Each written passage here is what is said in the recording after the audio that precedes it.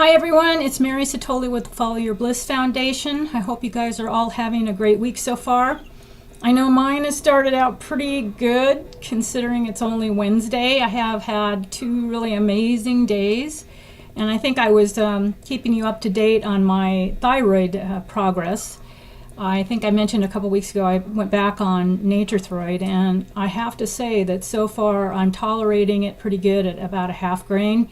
And so far it's not zazzing me out too much, but it's giving me good energy and my sleep's improving. So yay so far. I mean, Sunday I couldn't believe the energy I had. I replaced my desk, so I'm sitting in a whole new area from where I usually sit when I talk to you guys.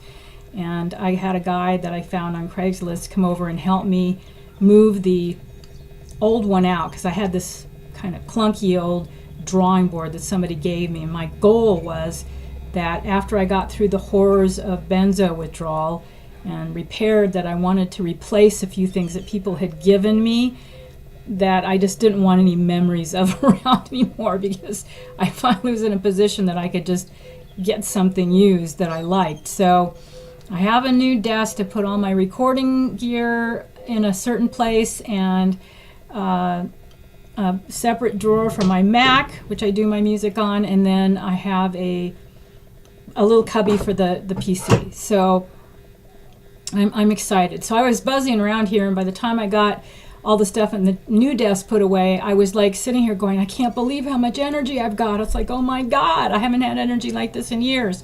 So good news is, guys, there is life after benzo withdrawal. I'm here to tell you, for somebody who thought I was going to be the only one who had permanent damage from this, I was like, no, it's cool. You're all going to be fine, and you're all going to be sitting where I am really soon.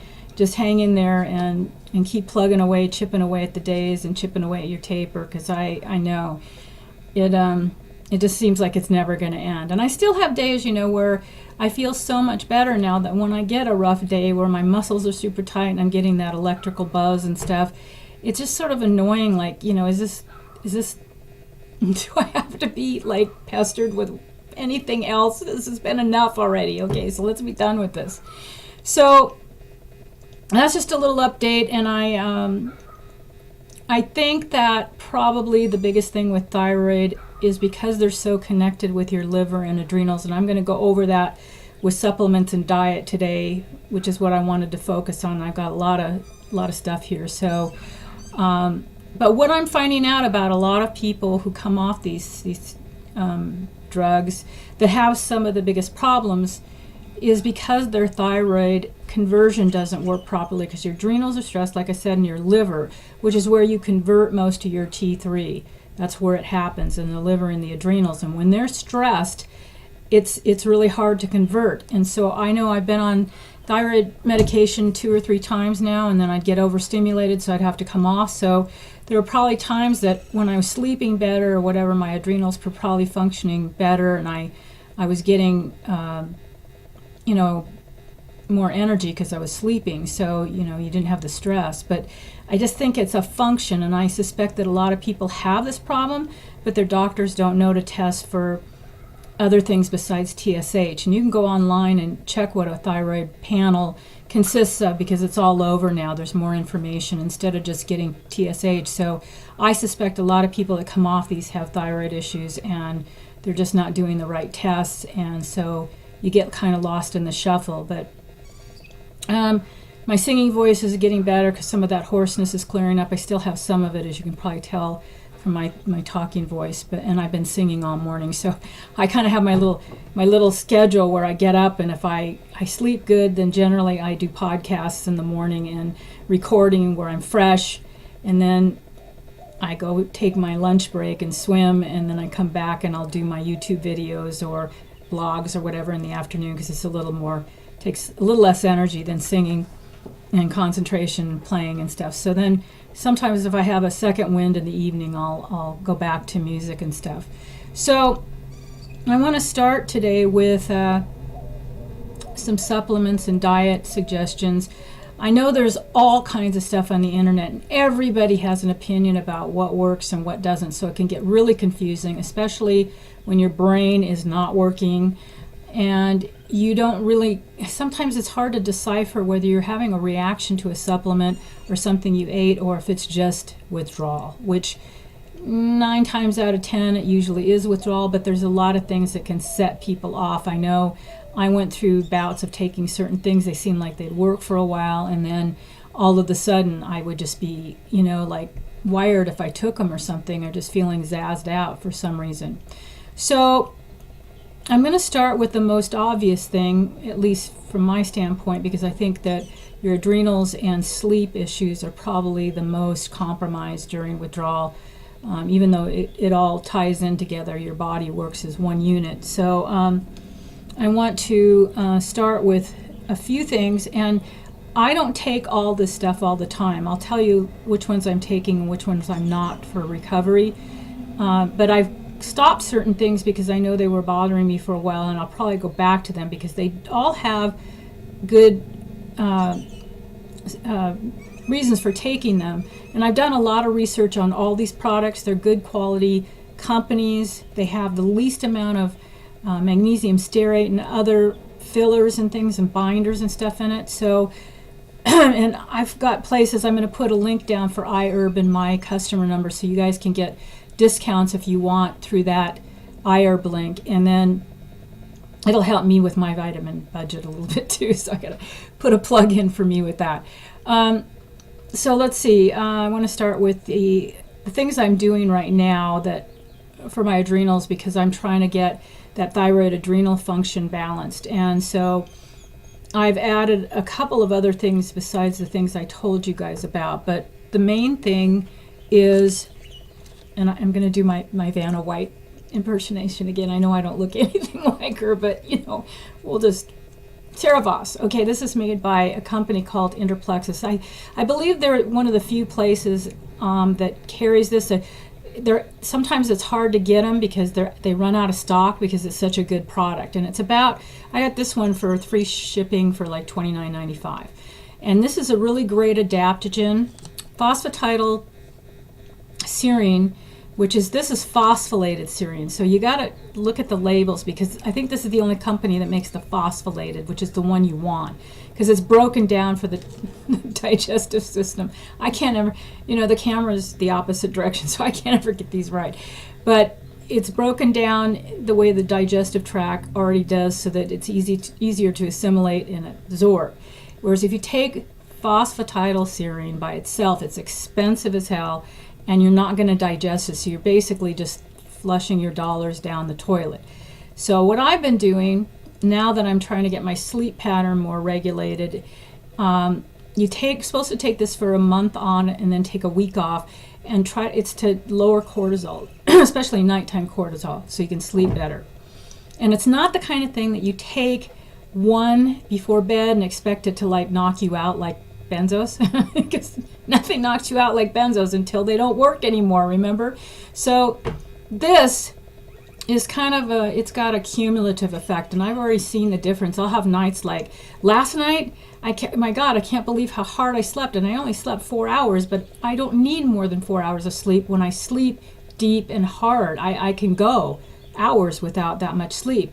And then Saturday night, I slept like 6-7 hours, and I woke up a couple times, but it's getting better. I've noticed my cycle's getting better with it. So, and then some people say that it takes up to 9 months of using it to recover, but I take one when I go swim, because you produce a lot of cortisol when you, I'm going to put these down as I'm done talking about them.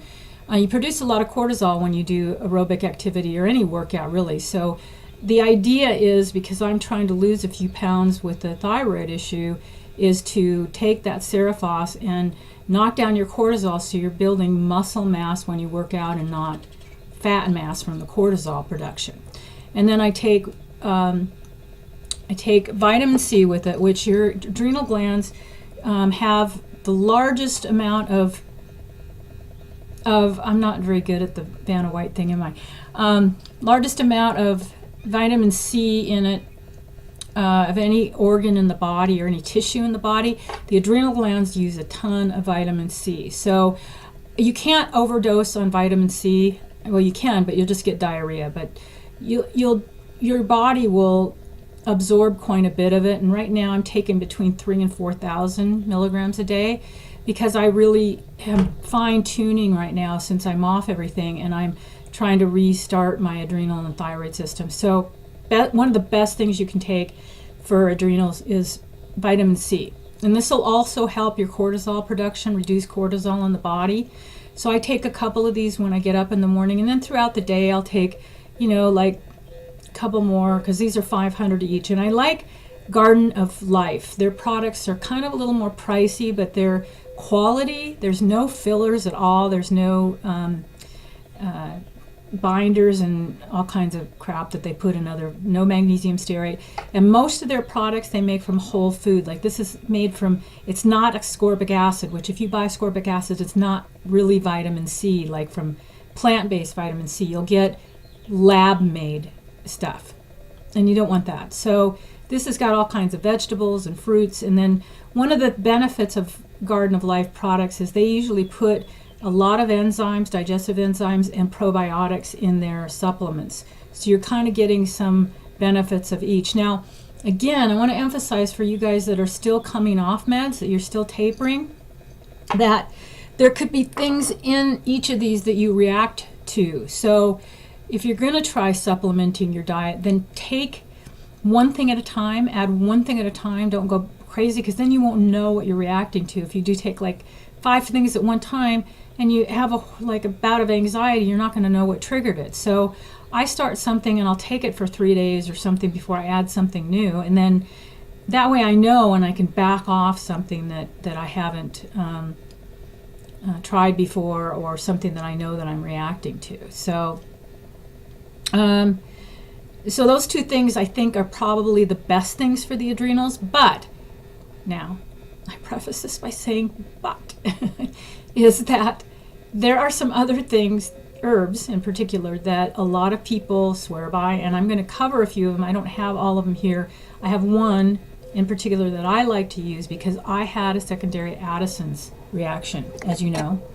And I had really, really overstimulated adrenal glands from the testosterone overdose. So my cortisol levels were like through the roof, and I couldn't take any herbs at all other than this one, ashwagandha. And this is a really popular one. You've probably already heard of it because a lot of people take it. I'm taking one in the morning and one at night. And I like this brand. It's Organic India, because it is organic, and I've really had pretty good luck with all the herbs. I buy several things from them, and you can get all these things I'm talking about pretty much, except the Seraphos, you can get on iHerb, I think. If I come across something that isn't on iHerb, I'll let you know. So ashwagandha, really good adaptogenic herb, and it's pretty mild. This was the only thing I could take during the worst part of my adrenal crash or burnout, and it really is mild, and it calms. But actually it doesn't calm, it just regulates. So you can take this before bed, and some people say it helps them sleep. I don't know that I've noticed that necessarily, but it just seems to have a very subtle, like my energy this week. One of the big things that I've noticed is that I have a tendency to still feel overstimulated. So when I have energy, it's kind of more frantic, electrical type energy, whereas on Sunday, particularly Sunday and today, I've noticed that my energy levels have been really good, but it's like steady, even energy, not like all over the place kind of stuff. Even though I have a few other symptoms going on, it's like hardly noticeable, because I'm able to stay so busy now that most of the time I'm not bothered by what I have left to deal with. So that's the good news. And when you get to that state, it's like you'll just be so glad to have your life back at certain levels, even if you can't do everything yet. You'll just be so grateful. And I think that's one of the things that has helped me is gratitude work, is just getting up every morning, and if you have a good night's sleep, be grateful for it. Give thanks for everything that just little blessings, like think how many people go to bed hungry in this world that can't afford to buy healthy food, If you're living in America, chances are pretty good you're not going to go to bed hungry in most cases, not all, but in most. So there's just not a day that I don't wake up and I'm just not really grateful. Even on my crummy days, I'll kind of grumble about it a little bit and say, well, it's not as good as the other day, but overall I'm doing better. So that you just have to kind of, it's a lot of self-talk. It's a lot of positive self-talk. That's really how you can, the only way you can get through it. And honestly, you'll be a more positive person when you come out of it, just in life in general, because nothing, honestly, I've heard other people say this, but nothing seems hard after benzo withdrawal. And that is so true, because I just had kind of a big fight with my partner. We won't tell him that I'm talking about this, okay? So anyway, I had a fight with him, and I kind of was really upset last night, and then I just kind of took a break from what I was doing, and I went and did some yoga, and I thought, you know what, this is really not a big deal. Just let it go, and it'll be fine. And you know, we've had arguments before, and we always kiss and make up, so we're good. Anyway, so no big deals after benzos. I'm going to mention just a couple of these other things, these other adaptogenic herbs. These are all Indian-based herbs, by the way, that I'm talking about, which for some reason I think seem to work better, because I think the Indian herbs are more sattvic, and I don't know if you know what that means, but sattvic in India, and I've done yoga and spent some time in ashrams and around Indian food and Indian people who meditate and that. But their culture is based on a lot of their foods they eat on how rajasic or how sattvic they are. Rajasic is energizing, but you can get too much of that, especially in benzo withdrawal. So sattvic is sort of this middle ground where they're not really stimulating or sedating. They're kind of more in the middle, so they balance your system out rather than tip it one way or the other. So that's what I found about the Indian herbs. And one of the more popular ones that you probably see mentioned in the support groups online is Gotu Kola. And Gotu Kola is probably the leading Ayurvedic herb in the world. It is considered to be a longevity herb and an adaptogenic herb. Now, this stuff worked really good for me for a while, and I had to back off of it toward the end of the Lunesta taper, it was Lunesta taper, because it just seemed like intuitively, and you'll get used to how the rhythms of your healing goes, that sometimes I just needed to stop taking almost everything except for the few things that I knew weren't bothering me, that weren't an issue. So I'm probably going to resume it at some point again, because it really does. I mean, I've read things about herbalists and people in India that were like 200 years old. I mean, this is really true stuff. I mean, people don't all die at 80 like in this country because we're all stressed out. It's because they meditate and they use food to heal themselves, probably. And we're not doing so much of that, at least, you know, people that aren't forced into it like we are with benzo withdrawal. So Gotu Kola, good one. You can research all these individually. I recommend that you do anyway. I don't want you to take my word for it just because I think they have benefits. Everybody is going to have a different opinion. I mean, there's some people online that are just dead set against taking anything at all, and that's fine. That's good too. If that's where you're at, then that's what you need to do for your healing process. But I find to just be judicial through your withdrawal and pay attention, and then I think they have a lot of benefits after you're done tapering and with the recovery process. I found to be some of these things really, really helpful. So the other Ayurvedic herb is called Bacopa. And there's a lot of research on this one too that seems to support the brain, and Gotu Kola too is a really brain enhancing type herb. Bacopa is kind of the same way, and I've actually seen more people having good luck with this one next to ashwagandha versus any of the other herbs for brain support or adaptogenic type things. So these are all in some way an adaptogenic type herb. So again, I keep just about all of them around, and I just use them I use them like medicines. If I feel like I need a little extra kick for something, I pretty much know now how my body reacts to a lot of stuff, so I can take it in a more judicial fashion. So Okay, so while we're on the adaptogens, since this one kind of, and I'm sure you guys have all heard of this too, but melatonin, and I take the sublingual just because I think they absorb a little better. And this one's by Source Naturals. It's good company, not too much crap in it. In fact, I don't think at all. But this is the peppermint, I believe, and I take, for me, because it takes a lot to put me out, I take 4 of these. These are 2.5 milligram. There's a lot of controversy about how much is good. Personally, it's also an antioxidant, which is really a good benefit.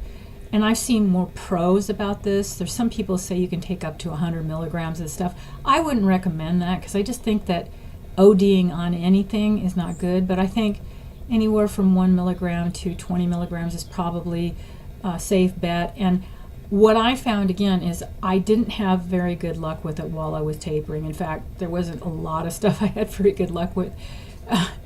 But now that I'm off everything, I actually find when I take this right before bed that I start getting sleepy with my progesterone. And I'm going to talk about the progesterone too, because there's a lot of freak out about progesterone, and I just don't freak out about anything anymore. I just think that everybody's really different. We work with people that have all different kinds of chemistries, so it's really an individual thing, and you can't go by what everybody says online is good. So melatonin, sleep, okay? And I guess while we're talking about the sleep issue, I am going to talk about the progesterone because I know there's a lot of people that are very anti because it is a GABAgenic. And I get this from a compounding pharmacist. And the first time I got it, I started taking progesterone in my during menopause, I think in my 30s. And I found it to be nothing but helpful for me. Now, there's some people that are super sensitive to it because it does work with your estrogen receptor, so it'll cause it to stimulate. But I would never sleep if I didn't take progesterone. And it is something the body utilizes. You use it to make cortisol. And you need cortisol for energy. So in some ways it makes you sleepy, but it also helps with energy at a certain point too. So from my experience, and I've gotten too much of progesterone before, the worst thing that ever happened to me is I'd feel really sluggish, bloated, put on a few pounds, and just feel sleepy, tired. Because if you take too much of it, the worst that's going to happen, and I remember at one point when I was getting to the tail end of my benzo taper where I hadn't slept in literally weeks. I was so exhausted, and I was mostly housebound at that point, that I would have killed for anything to help me sleep. And of course, that's a bad place to get because we know we all ended up on benzos because we kill for sleep. So I took, actually, that night, I took 1,800 milligrams of this stuff, and I was out. And I did not have any reaction to it. There are some people that are just like freaked out about this stuff, and part of that is, and I'm going to explain a little bit, and you guys that are listening to this too, guys need a little tiny bit of progesterone. It's just not just a female hormone. And if you're low in it, you can have anxiety and sleep issues and stuff just like women do. So I would, if you have any questions about this, you can contact me with any of this stuff because I'm here to help you guys. That's what our organization does. And I'd highly recommend you investigate as much as you can, because if I'd have known in the first place that low progesterone was probably causing my anxiety during menopause, I probably would have never ended up on the benzos. If I'd have known, what I know now, which I wouldn't know what I know now if I hadn't gone through this, but it could fill volumes, literally. So don't hesitate to call me with questions on any of this stuff, because I really consider myself to be pretty knowledgeable after working with a compounding pharmacist and him being on my staff to help people with tapers and that sort of thing. I feel probably a lot more educated on this subject than most. I ran a nonprofit. In fact, I founded that nonprofit in 2003 for women with hormone-related things, and we used bioidentical hormones. I had one case of a woman who was living with me. She was going to be out on the streets, and I wasn't going to go there because I've been homeless. I took her in. She slept on my costume floor when I had my kids' entertainment company. And we put her on, because she had completely quit having periods because she was down to 80-some pounds, had some kind of infection. We jump-started her menstrual cycles by alternating estrogen, progesterone, and boom, Within 3-4 months, she was having regular periods again, and we were able to titrate her off the hormone, and her body was starting to cycle on its own again. So there's a reason why these hormones are in your body in the first place, and when we start to lose them at middle age, it becomes a problem. And it's a pretty simple fix of just giving low doses of this stuff to replace what you're losing. So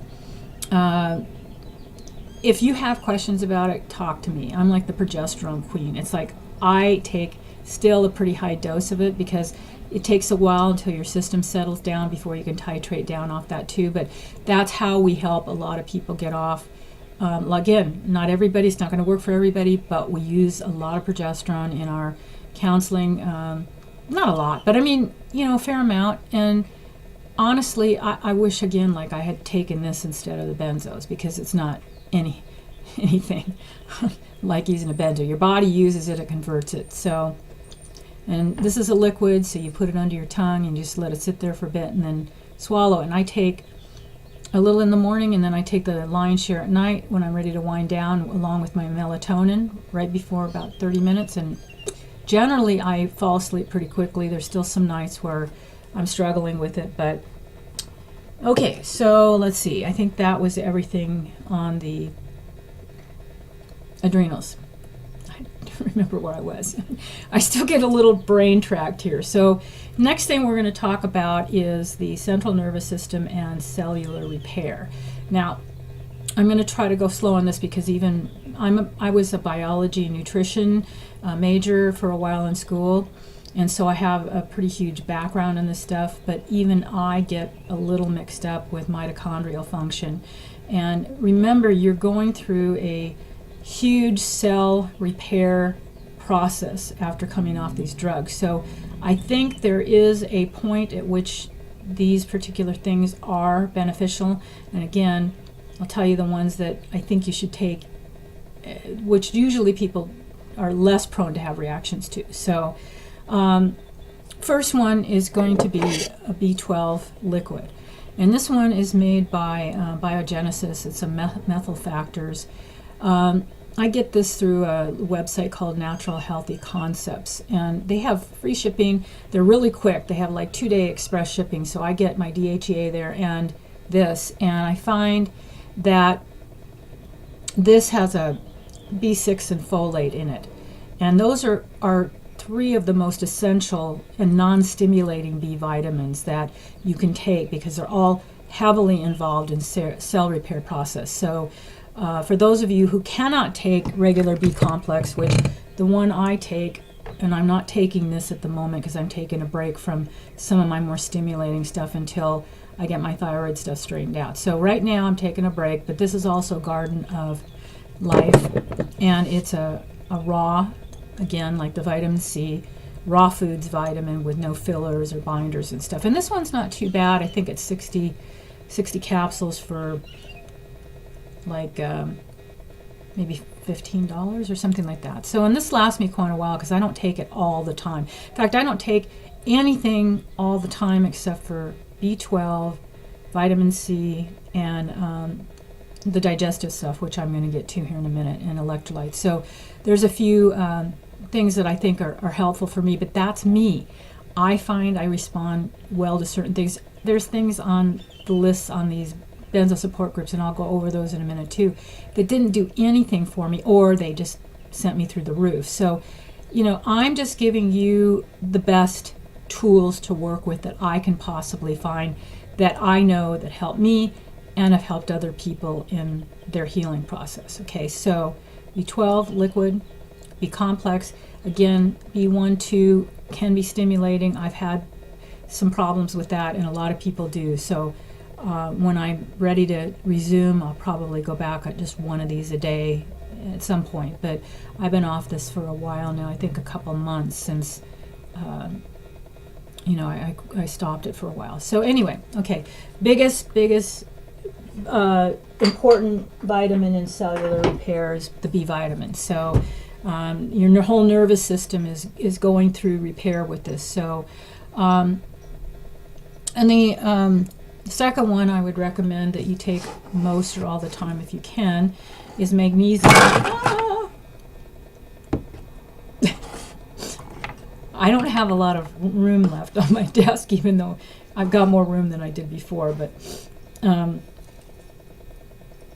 okay, magnesium. I gotta keep my head straight here. Okay, you gotta keep me on track. Okay, this is magnesium oxide, and you guys might want to research this guy's website. It's Global Healing Center. They're in Texas, and he is actually a nurse practitioner / I think naturopath, but I could be wrong. Anyway, he has a lot of YouTube videos on. I'm trying to think of his name. Ooh, my memory. Anyway. He's got some good products. I've tried his liver cleanse diet, and I found not to be too terribly stimulating. I really learned a lot from him about diet, and I didn't know that watermelon was super high in glutathione, which, as a lot of you probably know, glutathione is made in the liver, and it's a huge antioxidant, and it's used for detoxification and stage 2 liver repair. So I was kind of going through a thing where I was taking glutathione in my nebulizer for breathing problems, which really helped, rather than being on an inhaler like I was, and all kinds of other nasty drugs for breathing issues, and Claritin and all kinds of allergy stuff. So I'm off everything now.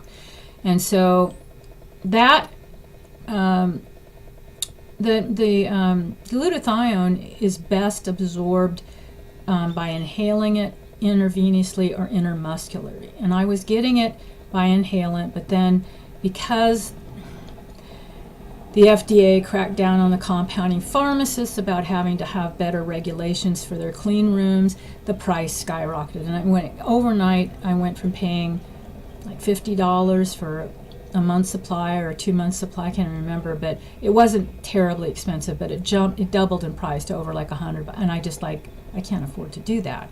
So they're sort of pricing themselves out on the market, but I think that's what Big Pharma's hoping, is that nobody will be able to afford the supplement stuff, and so they'll have to take their drugs. Okay, so magnesium. I know, back to magnesium. Not only will this keep you regular, which is a huge issue with benzo recovery, is digestive stuff, and I'm going to get into all that in just a minute, because that's a whole section in itself. It's like a whole storybook. But magnesium has like 300 different processes in the human body, so it's a really, really vital, it's electrolyte, but it's also a mineral, and it really provides a lot of important functions for your heart, cell repair, digestion. And so this one is made by this Global Healing Center, and I like his products because they're clean. There is no magnesium stearate. There's nothing in it but magnesium oxide.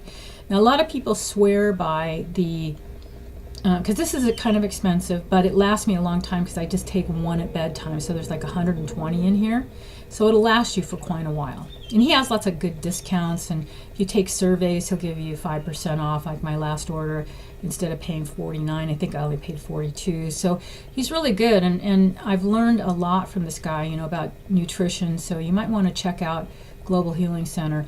But there's about, I think probably like, I don't know how many types of magnesium. I know of at least 5. Magnesium citrate, which is really the most important one for bowel movements, regularity. It does other things too, but if you're constipated, magnesium citrate is usually what they'll recommend the most. That's like in all those over-the-counter poop medications. And so they actually have, let's see, what else is there? Glycinate, citrate, magnesium oxide, magnesium threonine. Okay, that one you'll probably read about online a lot, because they swear now that magnesium threonine is this, I don't know if it's like a new substance they found or just a new one that they're trying to market or what, but I tried it, and for the price it was, which was I think more than this, I didn't really notice any significant difference. It's supposed to be some kind of magnesium that has more cellular function in the brain, and that's why they are pushing it for benzo withdrawal. But you can try it. I'm not like advocating it or not advocating it one way or the other. I just think it's something, again, that if you feel drawn to it when you read about it, then try it. I might go back and do it again. Like I said, I'm trying a lot of things that didn't work for me during withdrawal because now I can tolerate a lot more. I didn't think I'd be sitting here telling everybody this, but it's so exciting that I can actually boast about my benzo taper now and mean it. Okay, so cellular repair. I wanted to stay on that subject. So there's a couple things here that are kind of important with that. And kind of some of these kind of tie in with liver detoxification too, so I'm going to kind of combine some of these together. Now, one more thing I wanted to touch on while I was on electrolytes with magnesium is this Ultima. Okay, it's on iHerb again. This is a powdered form of electrolytes, and it's got trace minerals, so you don't have to go out and buy separate bottles of selenium and, you shouldn't take potassium supplements. Don't ever do that. Get your potassium from your green vegetables. Broccoli, spinach, avocado, all that kind of stuff is high in potassium. So I like this because it has no sugar, 0 calories, good selling point. And it just has all of the electrolytes that your body needs in a balanced form, and it tastes really good. It's just like raspberry, and it comes in lemonade and berry, and I think maybe a couple of other flavors. But I really found I added this after I had pneumonia because my sodium levels were so low. And they said, you're just not well hydrated. You're probably drinking plain water and flushing your electrolytes out, because I had trouble with potassium about 6 months ago. But that was a whole separate issue, which maybe I'll get into in a minute, because kind of is important, because I know a lot of people have digestive things, so I should probably go into it just so you guys can learn from my mess ups, because boy, I really did myself in. First of all, I guess we just come right out and say it, that poop and bloating and constipation are a way of life with benzo withdrawal. Anybody that's going through this will tell you what digestive hell that you go through. It's never ending. And so I was trying all kinds of diets. Like I told you, I'm the queen of diet, and I can go into histamine diets. I can talk to you about everything. Low carbohydrate diets, vegetarian. I've done all of them. And now I'm just back to eating a good balanced. I'm eating what I want, just good portions 3 times a day, and I'm not snacking, and I'm just eating a good balance of protein to carbohydrate to fats. And that's what you need to do. I just think everybody gets all into these, what I call food wars. Is that it's the vegetarians against the paleos, and it's I don't know, God, there's how many different diets are there on raw foods diets and all this stuff. And honestly, you can drive yourself crazy because everybody's telling you how to eat. And it's like, it's none of your damn business, all right? I'll just eat what I want to eat because I'm tired of you telling me what to eat. So add a good electrolyte supplement if you can afford it, because some of this stuff can get expensive. And I tried some of the stuff, I haven't just not taken in a while, so I just still have it around, but I'm telling you the things I do take. So good electrolyte supplement. Okay, moving right along here. Okay, what do I want to do next? All right, other parts of cellular repair that I want to talk a little bit about. Now, a lot of you have probably read a lot about NAC, N-acetylcysteine. And this is actually an amino acid. I would be fired from the Wheel of Fortune by now, wouldn't I? Okay, I'm in a good mood today. I'm having fun here.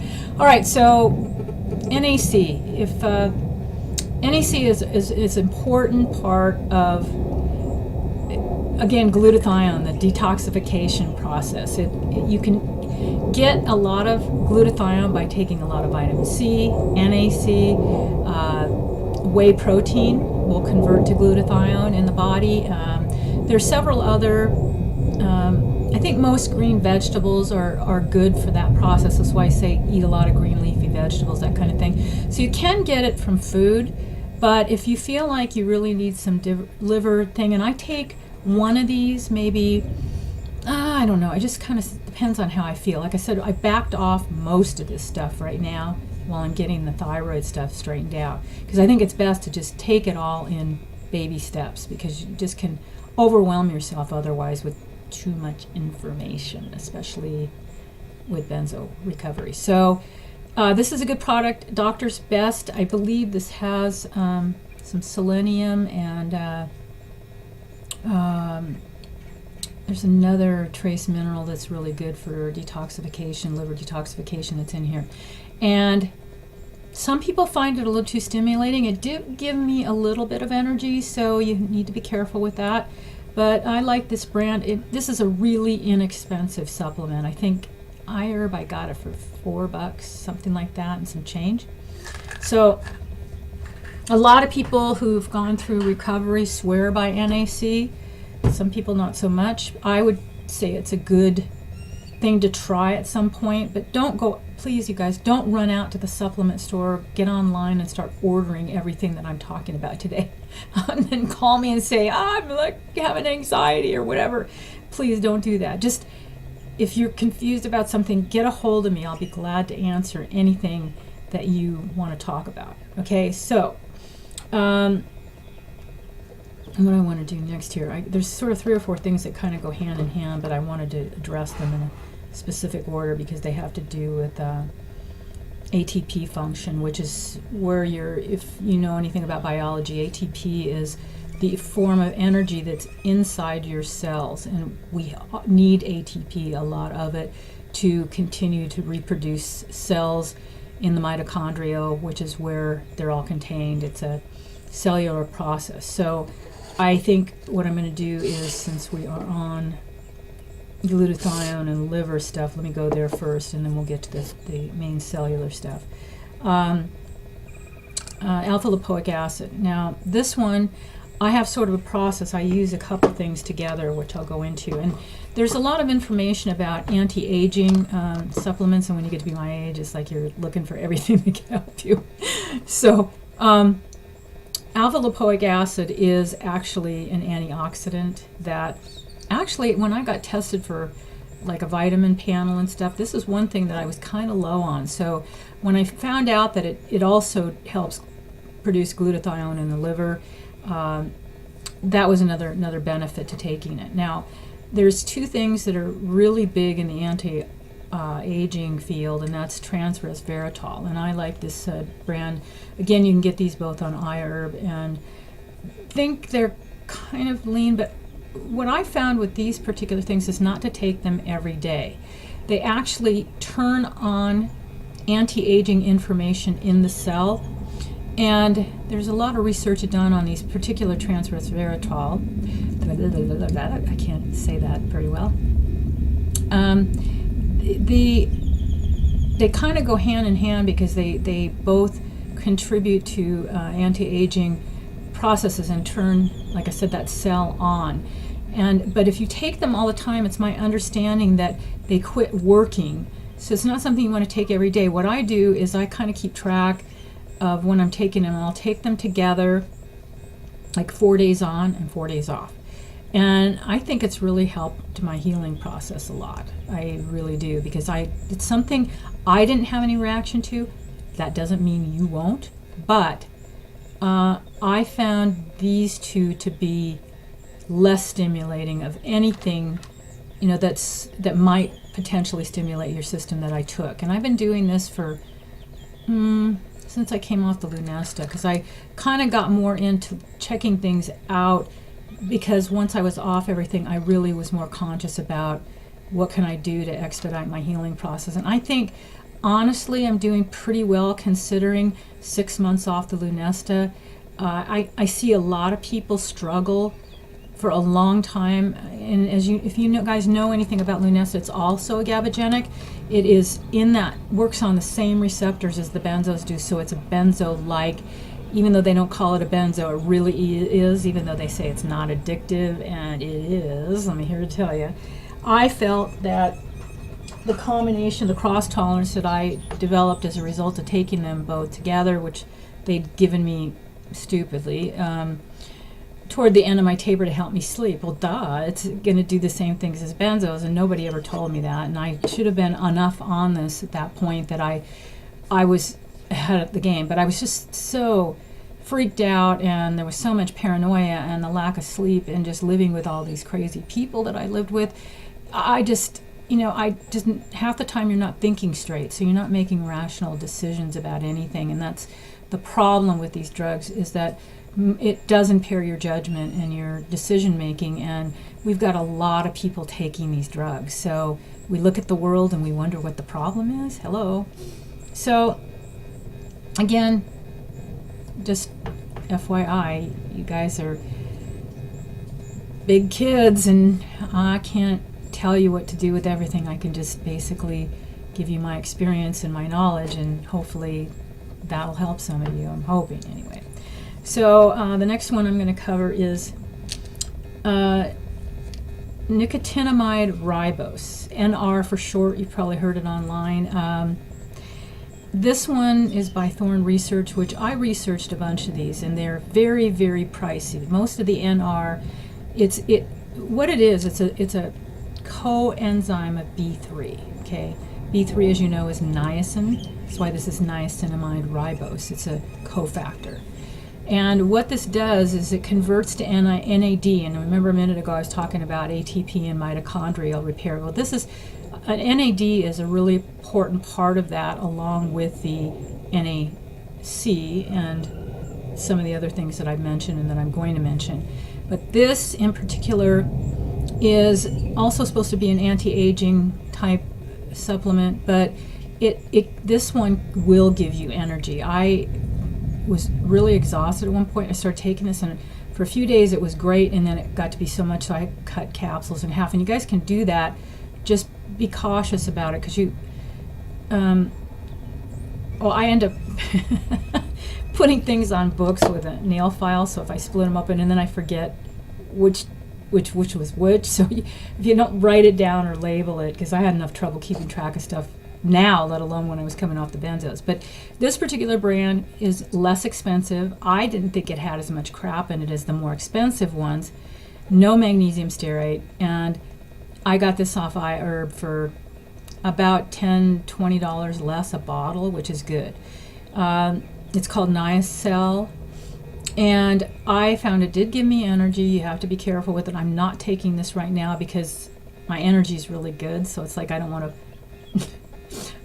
to like push the apple cart too far over the edge, because with the thyroid medication I'm already like too happy for probably most of you who are like haven't slept in days and are I shouldn't make fun of this because it's horrible, and when I went through it, and I don't mean to make light of it, I'm just trying to let you know that it does get better, and I'm happy. I really haven't been this happy and felt this good in a really long time. So you guys have a lot to look forward to, and I'm just here to encourage that, because I know this is one of the most difficult things that you can go through, and nobody understands it the way somebody that's been through it. So here to tell you. Okay, Niacel, NR for short. Okay, one more thing with the cellular function, and then I'm going to get on to the digestive part of it, because that one I'm sure you're like all sitting on the edge of your seat, which is why I'm saving it for last, because I know you'll stay here and watch the video. Okay, so D-ribose. If you guys have read any of Jacob Teitelbaum's work, he is a internist. I think it's an internist, but he does a lot of work with chronic fatigue patients, which I know a lot of people have extreme fatigue coming off these drugs. So this is probably an energizing stuff. I've taken it on and off through my taper, and I think it's been super beneficial. One of the biggest things that I noticed, I was having a lot of heart pounding, really, because I was so weak. I didn't even realize how weak I was probably at some points when I had to move a couple times. Like I would lay on the floor and have to rest for 10-15 minutes to just carry a box out the door, and then I would just feel like I'm going to collapse, I'm going to die. My heart's going to pound out of my chest. So because this is involved in actually another part of the cell process, it's a simple sugar. And all of our cells need simple sugars, especially D-ribose. And diabetics can take this without any effect. It only has like, I think, 5 calories or grams of carbohydrate or something. So You can just mix it with water. It's sweet tasting. But I felt nothing but one of the things that worked well when I first started taking it was that pounding in my chest subsided.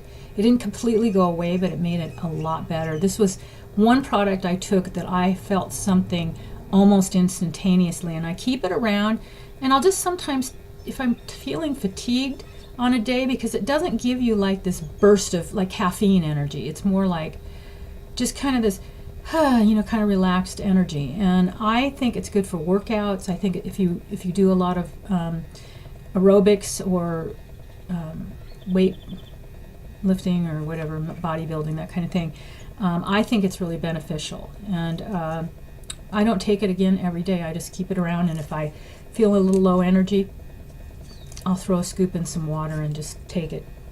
Okay, so let's see, I'm going to go on to another biggie, and that is inflammation. Okay, and I'm sure that you're no stranger to omega-3 and how everybody in these groups says that you need a lot of omega-3 to rebuild your brain. Okay, so there's a lot of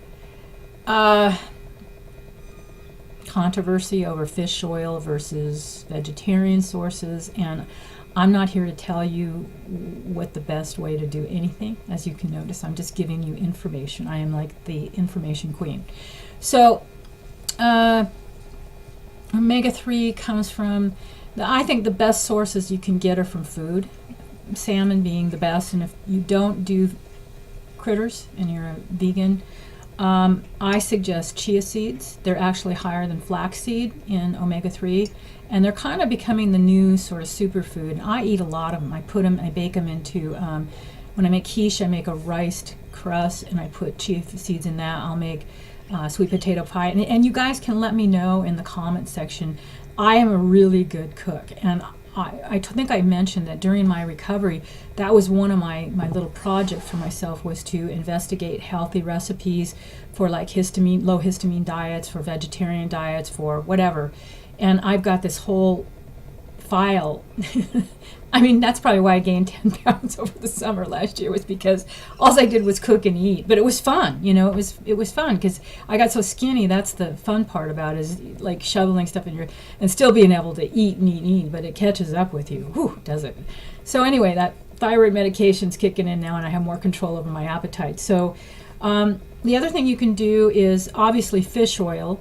There's some controversy, and you can look this guy up on YouTube. I watched his videos. He has the world's largest selling omega-3 oil in the world, and he's been around since I think the 1960s. He's I don't know, Dr. Udo I think is probably maybe in his 80s. I don't know, he's an elderly gentleman, and he has some really good information. What they've done is, and if you know anything about omega-3 and DHA, you need about 1,000 milligrams of DHA, which is really the best way to get it again is salmon. But he puts in, and they raise their own algae. It's like brown algae that goes in this.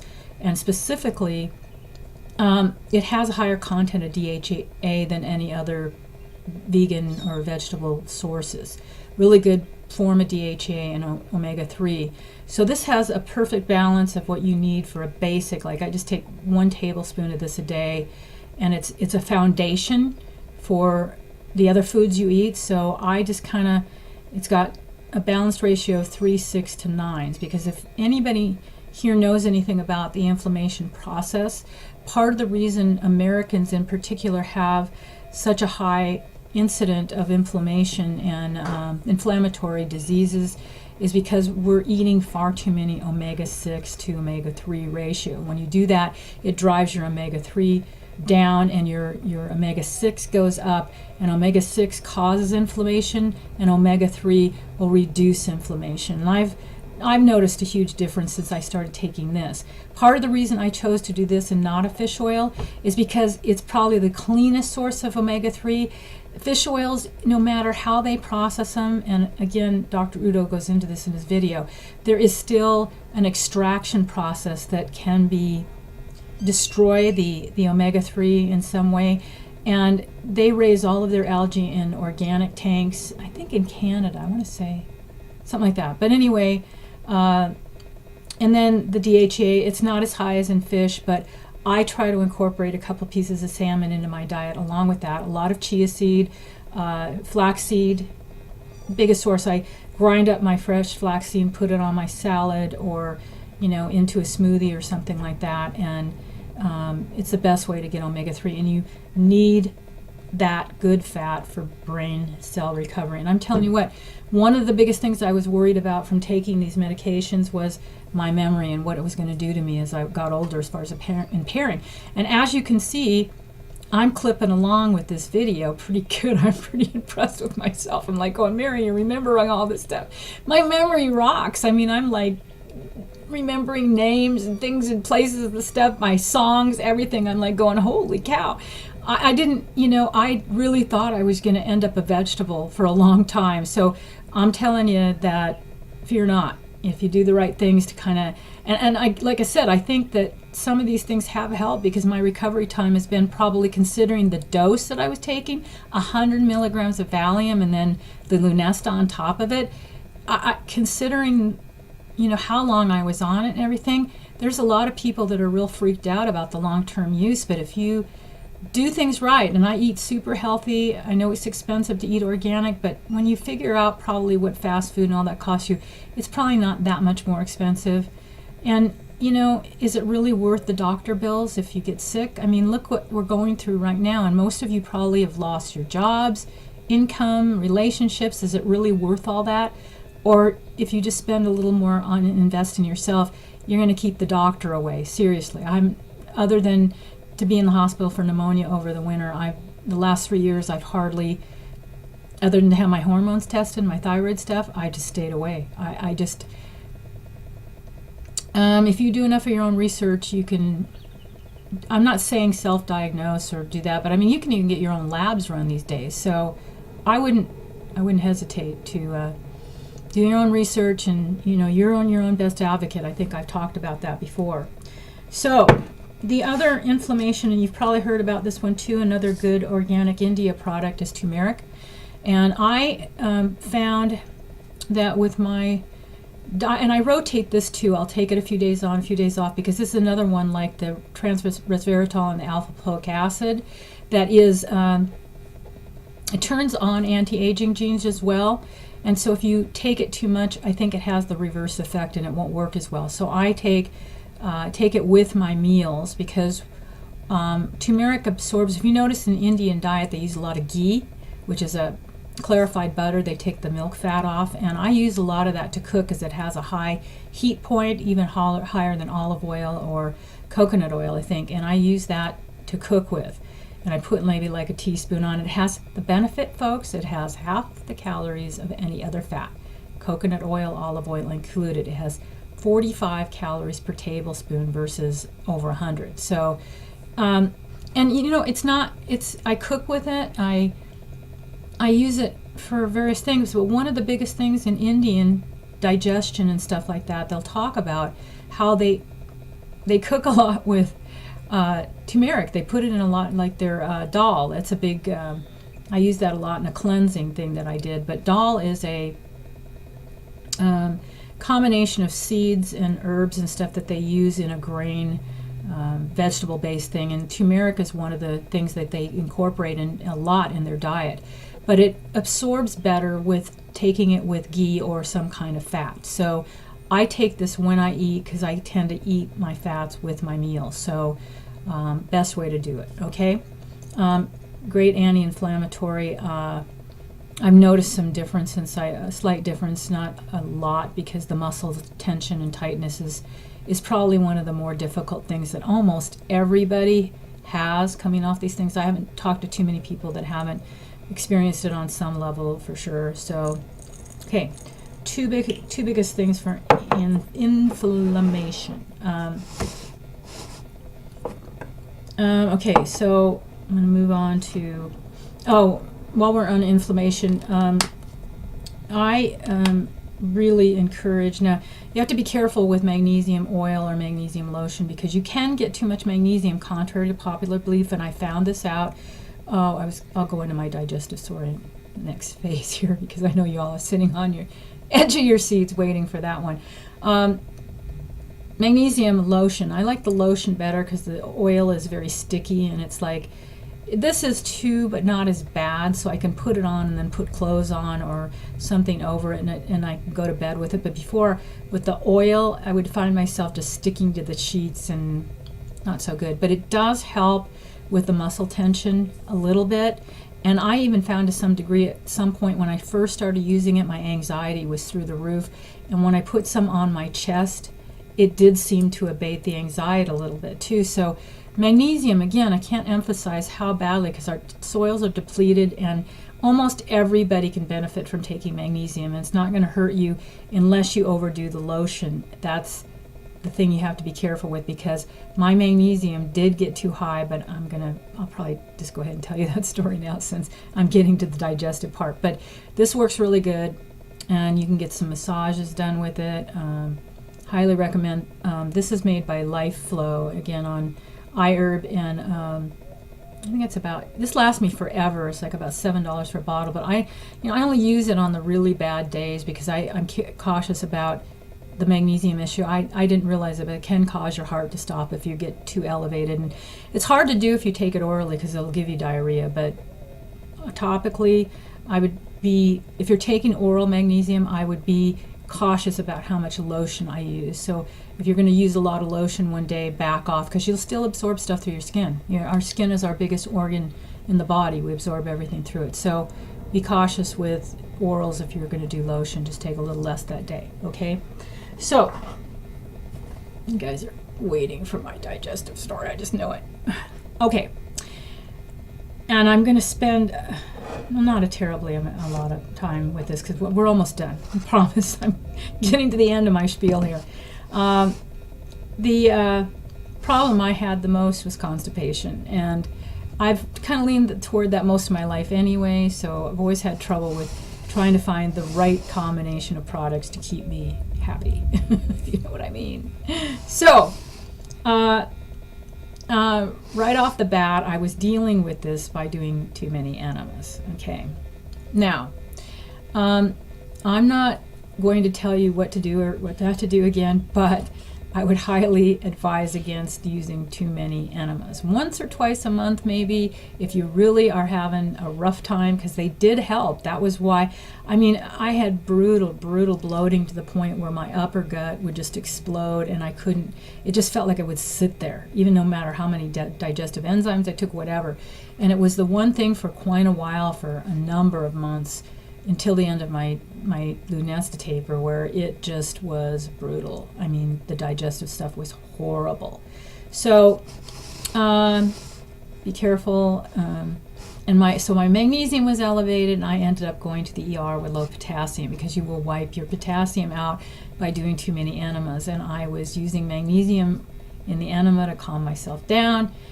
This is probably too much information for most of you, but I bet there is someone out there as we speak right now that's listening to this that is doing enemas at this very moment and going, holy shit, I shouldn't be doing that. And I'm here to tell you, be careful, really careful, because I didn't know about this. I was just like, you get to the point where you're so desperate to just try anything that'll give you some relief. And I mean relief now. So now my digestion is really good. I wanted to finish the ER visit. So my magnesium was elevated from taking too much lotion and trying to calm myself down with too much magnesium, and then low potassium. So I had elevated blood pressure, which for me is really unusual, and my heart was 160 beats a minute or something crazy, and it was all over the place. So they told me typically that was not an indicator in the ER of low potassium. So this is why I don't trust doctors, because you don't know how you're going to react. You don't know. When you're coming off benzos, everything's haywire, and you're going to react completely different than somebody that has never taken these things. So you got to use some discretion, unlike me. So I'm here to give you my experience, because I was not too bright about that. So I ended up, and just for your information as well, they did cardiac enzymes. They did, what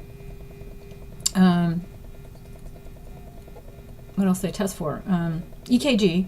And there was no evidence to support the fact that I had any problem with my heart. In fact, after they gave me an IV of potassium in the ER, all of my symptoms settled down. My blood pressure was normal again, my heart rate, and I felt fine. Yet, they have to CYA, or CYA that is, covered their ass, by prescribing all these drugs to you so that if you sue, the insurance company will cover their ass. So not only did they give me potassium, but they tried to put me back on Ativan, which is what I had come off of. They tried for anxiety, and I wasn't anxious. I was like, what's the big deal? I've just come off benzos. That's the big deal. So they tried to give me blood thinner, blood pressure medication, what do you call it? Nitroglycerin, yeah. I'm like, you gotta be kidding me. And if I didn't know as much as I did, most people just take this stuff because the doctors, we've given them too much power, and that's the problem is we gotta take things into our own hands and tell them, no, I don't accept this. I'm not gonna take this. So I had to yell and scream and kick to get out of the hospital that day because they were gonna keep me overnight in the cardiac unit and make me do treadmill tests and all this stuff for low potassium. So I'm just trying to hand you some experiences that I went through with all of this stuff. So that's my enema story. I'm sticking to it. So you guys go easy on that stuff, okay? So now while we're on the subject of constipation, I'm going to just share a little bit of what has worked for me. And I'm really regular now. I sometimes go 2-3 times a day because of the combination of stuff that I'm taking. First of all, I'm just going to say that I take a really good digestive enzyme with hydrochloric acid because when you get to a certain age, which middle age it is, you just don't produce as much hydrochloric acid. And I like this one because it has gentian, which is a bitter herb that helps with digestion, and pepsin, which is a enzyme that breaks down protein. So if I'm eating a high protein meal like chicken, fish, eggs, whatever, I'll take 2 of these. If I'm just eating a carb-rich diet with more vegetables and stuff, I just take 1. That's sufficient. And this big bottle lasts me for like 2 months, 3 months, and it's like $25. Doctor's Best again. They make pretty good stuff with not too many fillers, so I like their product a lot. Very important with digestion. You need hydrochloric acid. Your stomach needs to be acid, not alkaline. So one part of your body you want acidic because that's how you break down. And hydrochloric acid is what your body produces to break down food. So you need that. Good digestive enzyme. I just take 1 of these. Again, kind of on the expensive side, but this will last me for a couple months too. And it's, again, Garden of Life. It has a full spectrum of digestive enzymes, plus I think some probiotics and stuff in it. So highly recommend that you do both of these for your digestion. There's just no way to get around, at the very minimum, digestive enzymes and hydrochloric acid. If I recommend anything out of this whole thing, that the B vitamins and the vitamin C would probably be, if you just wanted a simple basic thing, that's what I would and magnesium. So 4 things. Okay, I lied. All right. So then the next thing that I'm going to throw in there is senna. And all of you have probably heard of the herb senna. It's like in those stool softener things that they give you now when you in the hospital or whatever. They always have some way of like putting toxic crap in the stuff that they make, though. It's like freaky. They take a natural substance and they put all natural on the label, except for the chemicals that are listed below. So, go figure. I guess it's just how these companies have to make their money. So, this product I like a lot. It's not too terribly much, and I take a couple at night. Sometimes I don't take any because I'll go through spells where I'm like, I don't need any. And so I've taken, at the worst point when I first came off everything and I was really having trouble, I took up to 3. They say 2, but some of us just need more assistance than others. Oh gosh. Okay, I just tipped everything over. And this has a few other things in it like aloe and trying to think what else it has because this is really, really tiny print, so I can't read it. But it has a few other things in it, so it's a kind of a combination herbal laxative of sorts. And I think it's really, really effective. It might give you some cramping if you take too much, but if you do have that, then back off to maybe like 1. 'Cause some nights I'll just take 1. And again, some nights I take none. It just depends on like how regular I've been and what I'm going through at that time. So the last thing in the digestive category we have is Triphala. And for those of you who have not heard of Triphala, it's actually, again, another I'm really big on Indian stuff. I think they have the program pretty much all together compared to most cultures when it comes to diet and balance and doshas and regulating systems. But this is just nothing but a combination of Indian fruits, Ayurvedic Indian fruits, that is very gentle as far as, and I take this every night. I take 3 of them every night. And sometimes this alone just will keep me perfectly regular. So if you guys are looking for something good, I believe this also helps clear the liver some too. So there are fruits that address those kinds of issues. But I really like this product. I'm a big advocate of this one a lot because it doesn't seem to have any kind of side effects from anything I've read. It's just a fruit. And fruits are good for you in moderation and the right stuff. So the one other thing that I'm going to bring up, and I think this is just kind of a common sense thing today, is vitamin D3, and it's actually a hormone, not a vitamin, for those of you who are familiar. We just don't get enough. And I mean, even me who lives in a sunny climate like Phoenix, my vitamin D levels were way below what they should be. And even taking 5,000 IUs a day, I can keep it up in the mid 50s. And I get sun, I swim outdoors every day. So even if you do get a lot of sun, you may not absorb or convert vitamin D in the skin the way that they claim you will if you're in a sunny climate. But this is especially important if you live up north. So, I'm sure all of you already, common sense, like I said, know that. And there are a few other things that I have taken, which I'm just not going to go into because, for one thing, I don't want to overwhelm you, which I probably already have because I think we're on 111 minutes. So what timing is that for those of you who are into the 11:11 thing? I can't believe I just looked at this. It's a 1:11. 111 minutes. Okay, so I guess that's my exit music playing for today. I want to thank you guys so much. It's really a joy to be able to do these videos for you. I look forward to it because I really like sharing. Oh, one more thing I do want to mention. Sorry, I lied. You'll probably hear a lot about amino acid therapy, which I think is helpful. You need the amino acids because that's what we build common protein chains out of. So taurine, glycine, and L-theanine are the 3 you're going to probably see the most in these support groups. Taurine converts to I think it does convert to GABA in some sense. So when I first started taking high doses of it, I heard that taurine, through a nonprofit that does this, interferes with the withdrawal process, but actually it's just the opposite.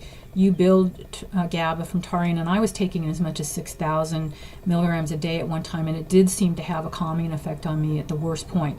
I don't feel like I need to take it anymore because I'm getting a good balance of protein, and I rarely have that much anxiety.